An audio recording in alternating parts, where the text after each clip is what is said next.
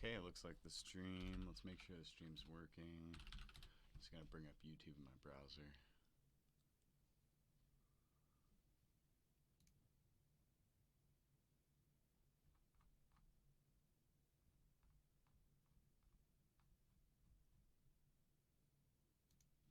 Okay. So this is an animation I'm currently working on using Mandelbulb 3D. And I'm going to go through my process with you guys and kind of give you a few tactics for if you get stuck and things like that. So first of all, let's go into I got some resources in here that are super helpful. So this is the possible combinations of your we'll get to going through the interface in Mandelbulb in a minute, but basically you should screenshot this and then you'll take note of which one of these modes that you're going to be in, and then which one of these formulas you're going to end up using. Okay. So that one's helpful. This is for going through the formula menus. You can right click on any formula and display where you can reorder, so you can move formulas up to the top that you like using, hide items that you don't like. Right clicking on the formula tab displays a context menu that allows various copying, moving between tabs and slots. So you can kind of do some organization, which is helpful. And then this is, like I said, something I'm working on. All right, here's a fresh project. So you have these windows in Mandelbulb, and these are a lot of the initial choices. So post-processing, these are like final calculations, and honestly, you can leave off the post-processing for now. A lot of times, ambient shadows is what I use. I'll do post-processing and really get in on the lighting in a different video. But for now, we're just going to do ambient shadows, DEAO, and just like leave it at basic at that. We're going to go into our lights, and this is our background color. We're just going to, I key out the background.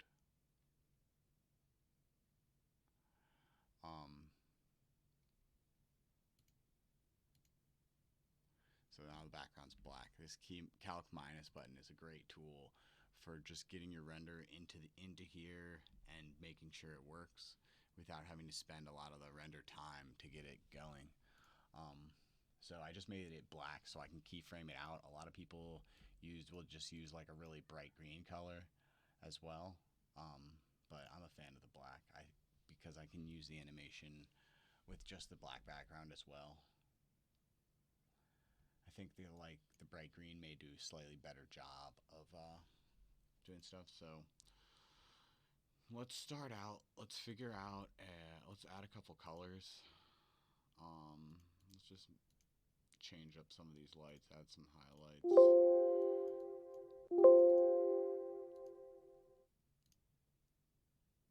Turn down the intensity a bit.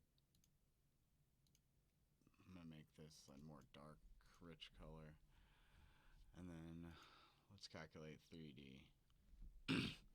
So this is just your basic in this formula tab. So far we turned on ambient shadows in the post-processing. Everything else is off. We went into lighting and we turned on a couple lights and adjusted their brightness, and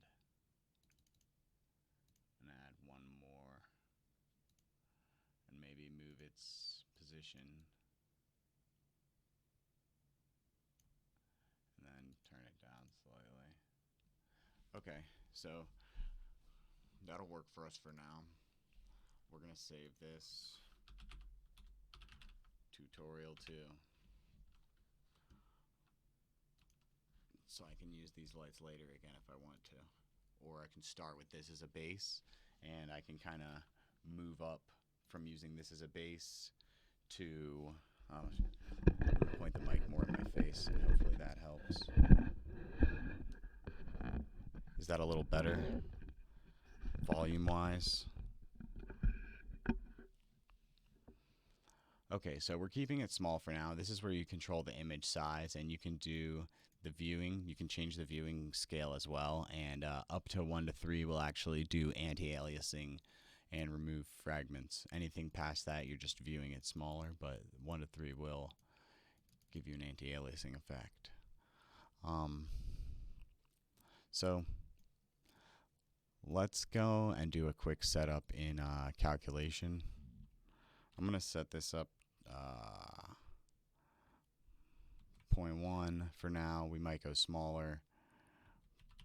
We'll make these pretty small. Turn up the normals, turn up that to like 10, and let's calculate again. That kind of got messy.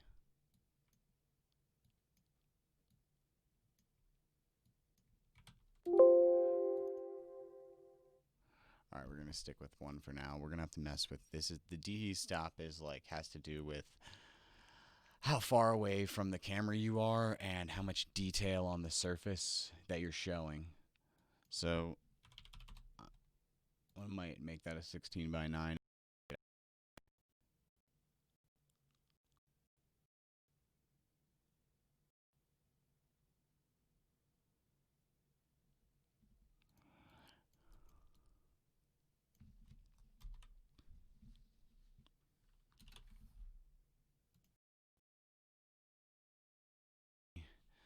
So I might make the ray step smaller,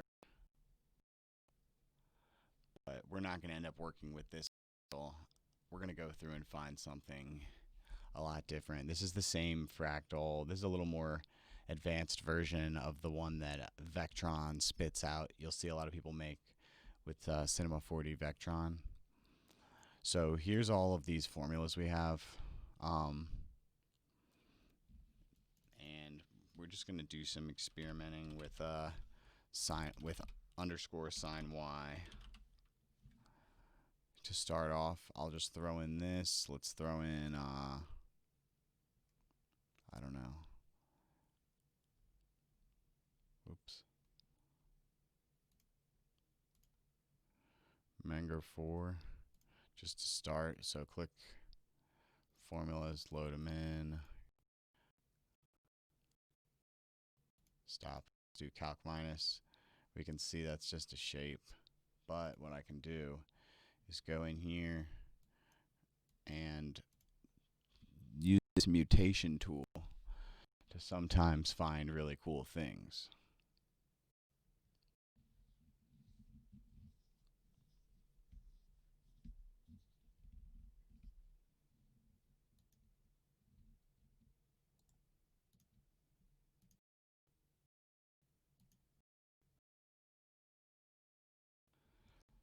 $32.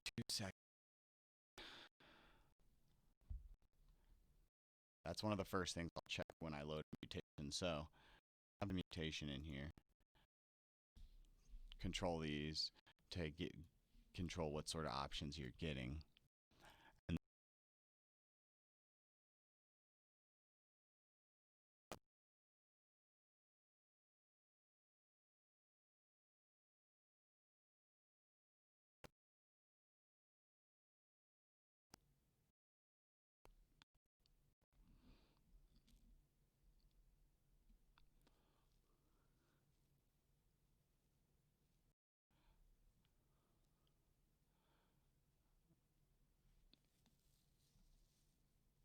so let's look through a couple more and do a couple more iterations. Sometimes I'll turn down these. Iteration count can get out of control really fast because obviously you're doing the calculations more times.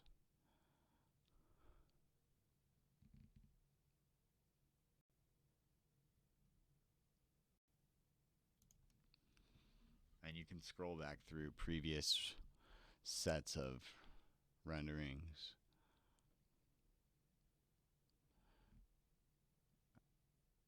I'm just looking for something right now that's a little more solid and different than what this is spitting out. I keep seeing this shape, which is interesting, but it looks like it might be quite particly. Let's try this one. And it's quick. Cool. 15. It's more like it.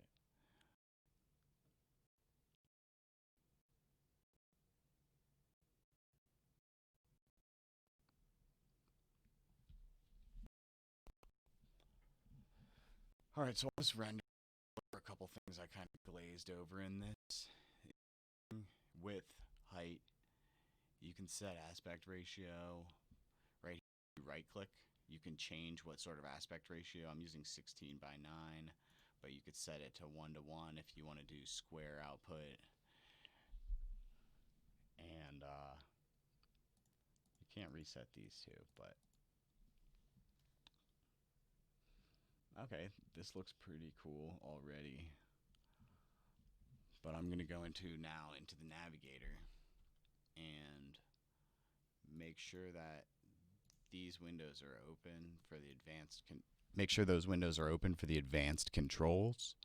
Over here we can scroll through our formulas, and we actually have an interesting dilemma right now that this looks pretty cool, but I actually am missing a formula in this first slot. So I have rendered out. Let's save this.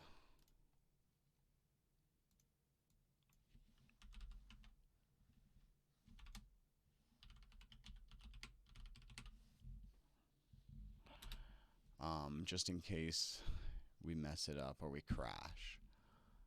And I'm also going to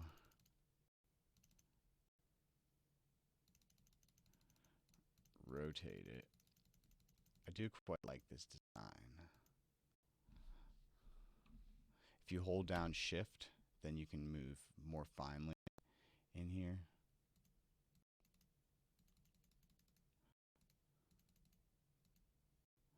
And this is just a quick way.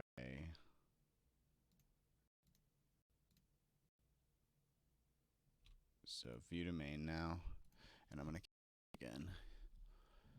At the very least, I'll take this as an image, and then I'll try to swap into the first slot, and then hopefully that spits out something cool. If not, try a different mutation, or I could try to start with this and see if it renders out.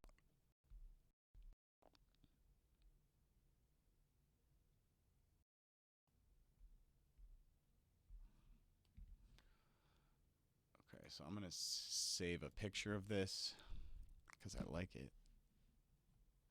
Just on my desktop.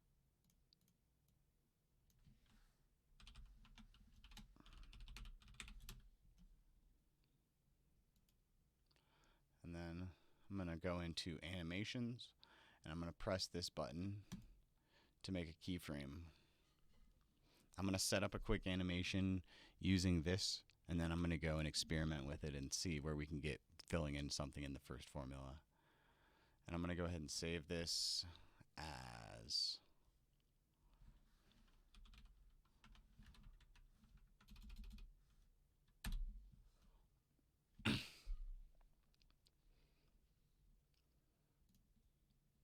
switch to output JPEGs.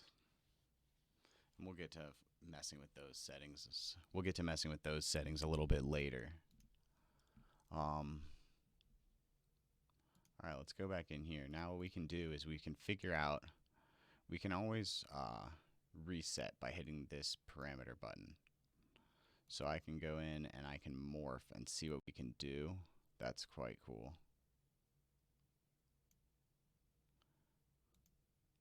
Wish it stayed in frame, but we can make it do that.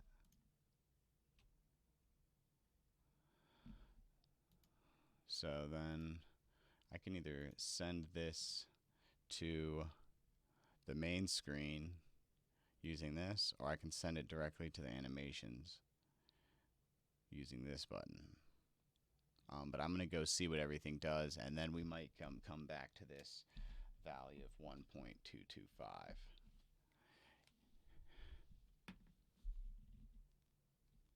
Parameter, and we're back. And it's important to pay attention through the transformation what happens. These are other adjustment indicators. Let's make this bigger. With this 200%. All right.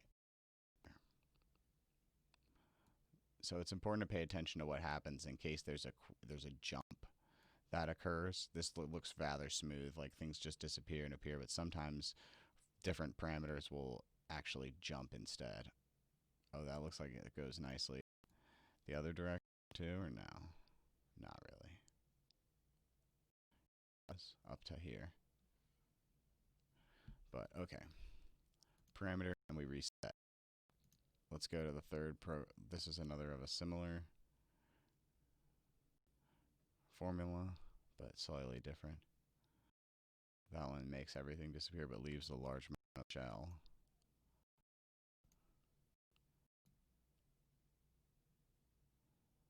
That seems to do a whole lot.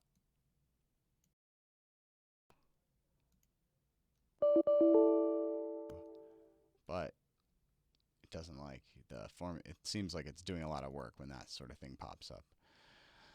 I can mess with the iterations on these as well. That looks pretty cool, but we know this is well defined. Wow, that set of equations is going to be quite expandable down the line. Now that we have it saved, also we can always go and change it. So this is morphing the inside quite a bit more than the outside, which is fun. So the X multiplier, the W something on the first one, and Y also affects this, but it stays inside the shape, which is interesting. And then the Z also affects this in a similar way. And you can scroll down. There's little arrows right here in a scroll bar that'll pop up. All of these affect that amorphous blob in the middle. That kind of makes the outside grow in a nice way.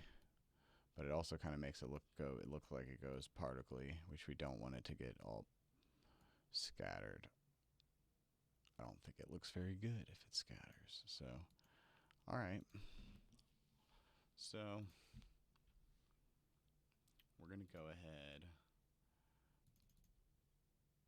Oops.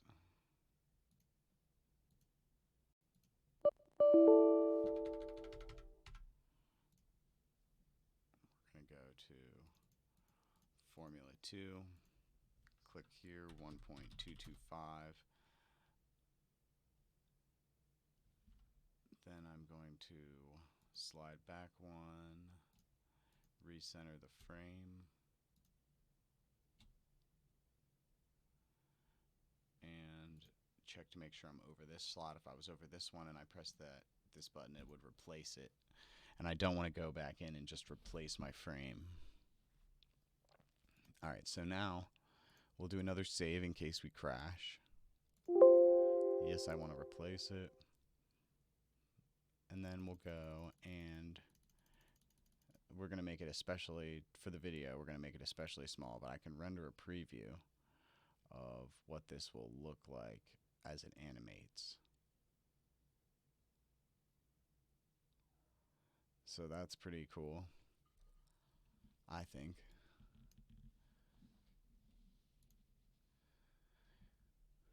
We're going to try maybe one more transformation, and then we'll make it into a loop, and then we will render it out.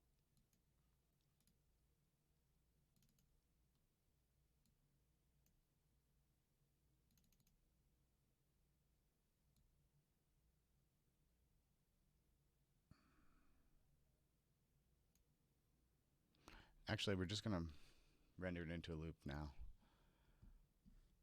think it looks pretty cool.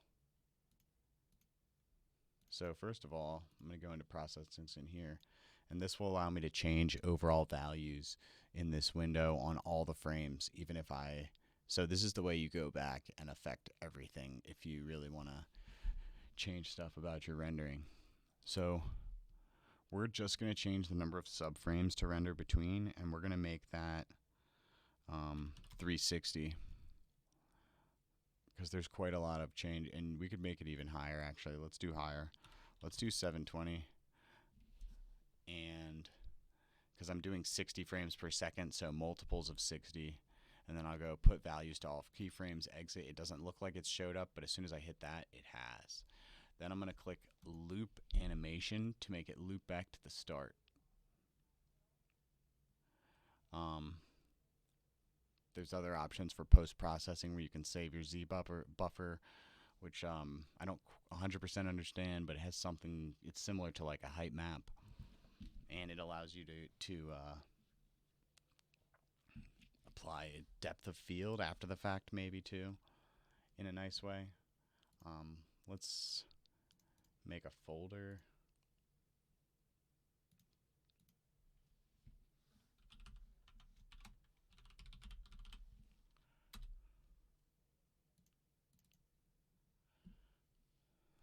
Then I'll click open, so that's right there.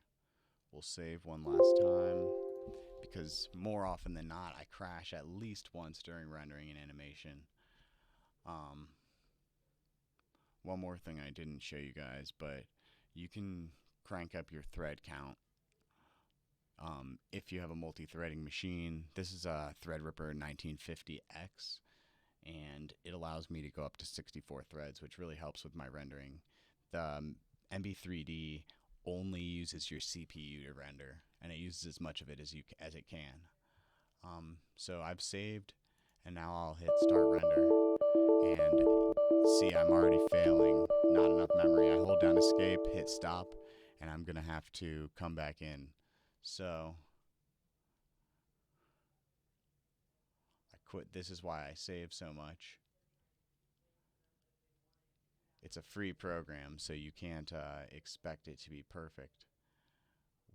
And I am missing where it is on my desktop right now. Here it is. That image that's my background is a rendering made by my buddy Galosha Multispectral Visuals. Okay, so we can go back in here, open, and then I'll go down to tutorial 1. If I was in the middle of an animation, I may have to type in the index number for whatever the next image is, but I should be able to without a problem. Go through.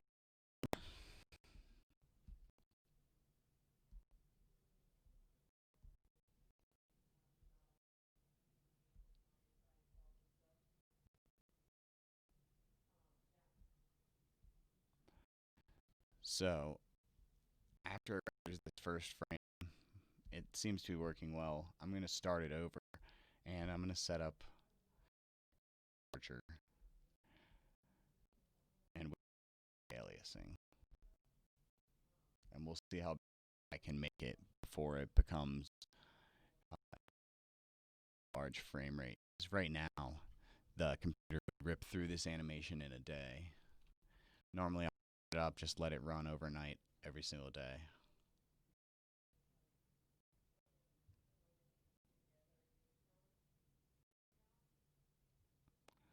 Okay, so let's hit stop. And let's go into the animations tab, and we'll go into processings.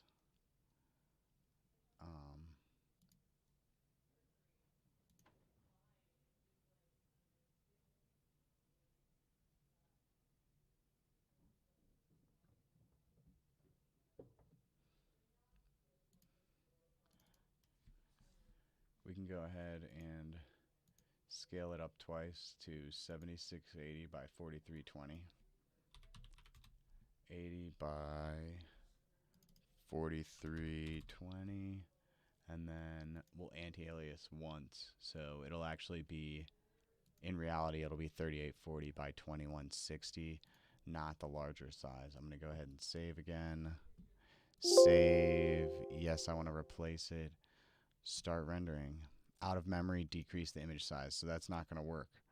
We're going to have to, 3840 by 2160. And let's try no anti-aliasing. Let's see how it works. Oh, we're going to have to jump in again. It's already frozen up. Let's do it again.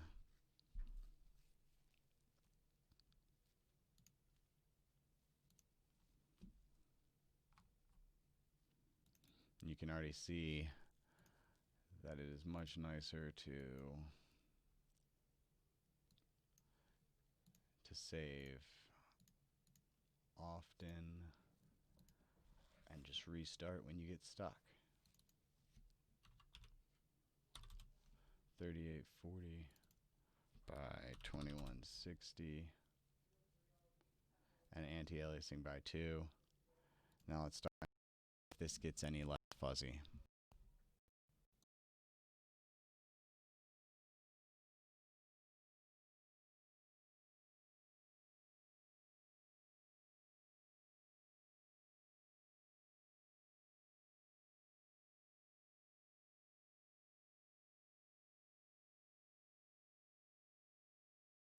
This one's going to take a few minutes, so bear with me.